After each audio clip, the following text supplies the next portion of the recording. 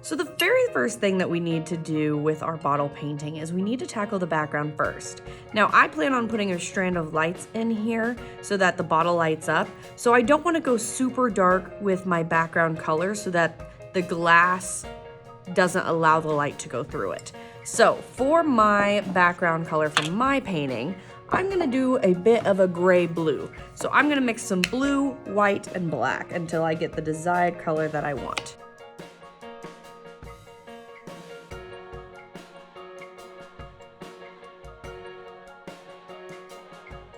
So now that I have my desired blues, I went ahead and took my color and made a different value of it. So I just added black so it was a little bit darker.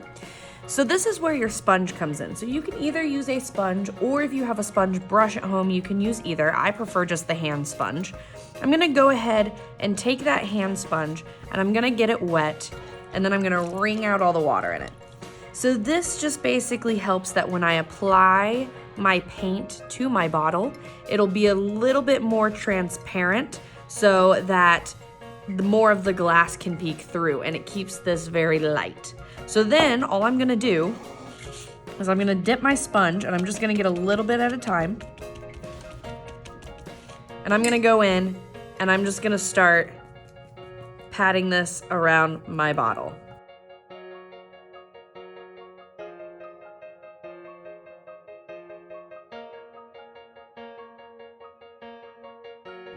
So as you can see, my bottle just has that frosted glass look, but you can still definitely see through it.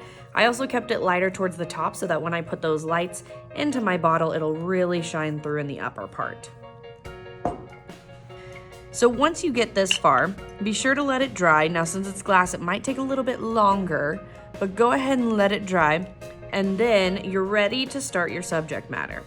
So for my bottle, I'm just gonna do a really cute, simple snowman. So using the same plate that had the blues of my background, I'm gonna go ahead and put a big glob of white, because if I'm doing a snowman, I want there to be a lot of white for my snowman. Now I'm gonna go ahead, and so that it blends in well with my blue, and especially since I used a gloomier blue, I don't think I want my snowman to be stark white. So I'm actually gonna mix some of that blue that I made in here just to warm and tone my white just a little bit. I'm going to look here, and I'm gonna start with a ground. I think I wanna put a ground on mine.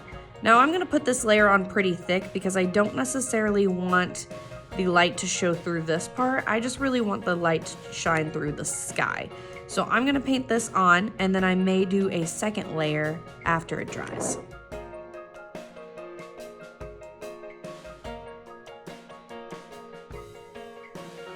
So we're just gonna give that some time, and right now we're gonna start into our snowman.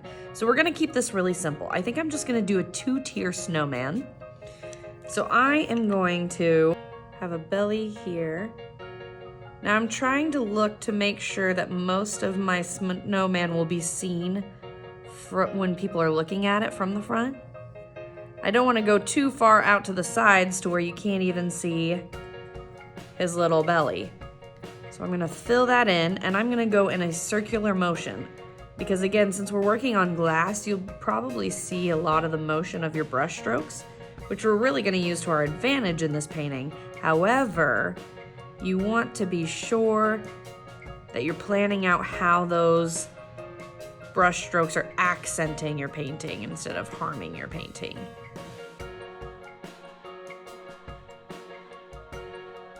And now I'm gonna do his little head. Now I really have to pay attention to this and make sure that it lines up okay with the body, the little bottom snowball that we made.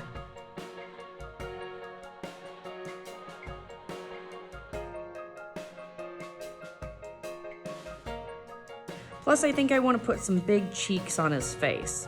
So because of that, I'm gonna go ahead and not have a perfectly square snowman. I'm gonna add some little cheekies here. You can see my brush directions got pretty messy in his face as I was changing it up a little bit. So I'm just gonna go in there and add some paint over it, just so that there's better movement within my brush strokes.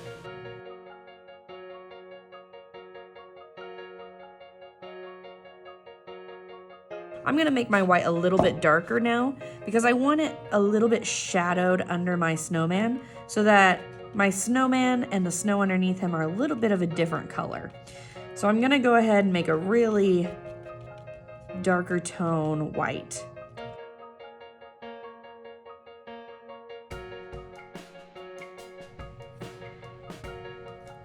So now that my snowman has had some time to dry, I'm gonna go in and do his little face here. So I think what I'm gonna do for mine is I'm gonna give him some pretty dramatic kind of sad eyes with a big cute smile with pudgy cheeks. So I'm just gonna go in here with a little bit, it's just a white, a little bit darker of a white like what I use down here. And that way, if I don't like what I draw on here, I can go back in and I can erase and redo.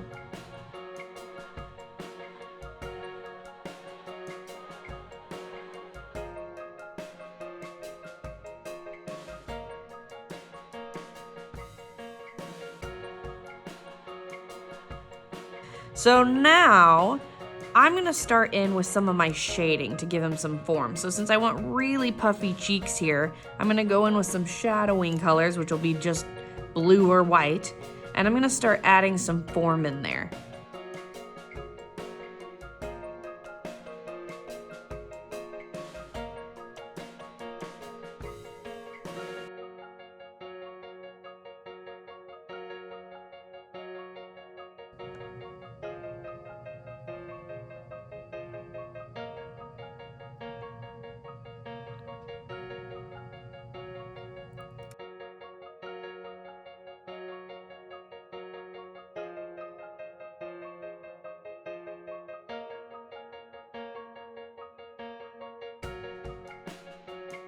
I think I'm gonna go ahead and give my little guy a little scarf just to kind of break up his head from his body a little bit. So I'm gonna go ahead and pick a red scarf here. Put some red on my plate. I want to keep it kind of a grayer, dramatic vibe. So I'm gonna go ahead and mix some gray in with my red.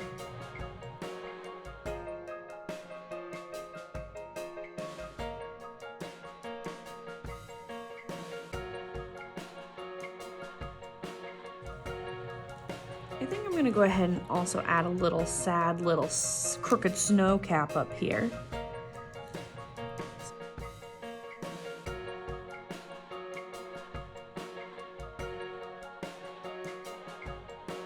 Now as our scarf dries and our little sad hat dries, I'm gonna go ahead and tackle his nose here. And of course I'm gonna make kind of a gray orange. I'm gonna go ahead and use this little golden orange tan that I've made here for his little nose. I think I'm gonna go ahead and do his little arms now.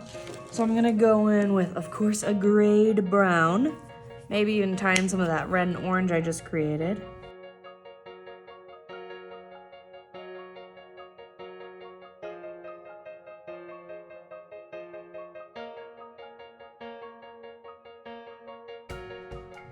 So just like that, you have a cute little snowman. And now you can decide if you want to go in and add snow around the edges and around the back, just to give it some intrigue on the back as well. But once you are done, if you are thinking of putting battery operated lights in it, I highly encourage it because it will make a beautiful new little decoration for your home.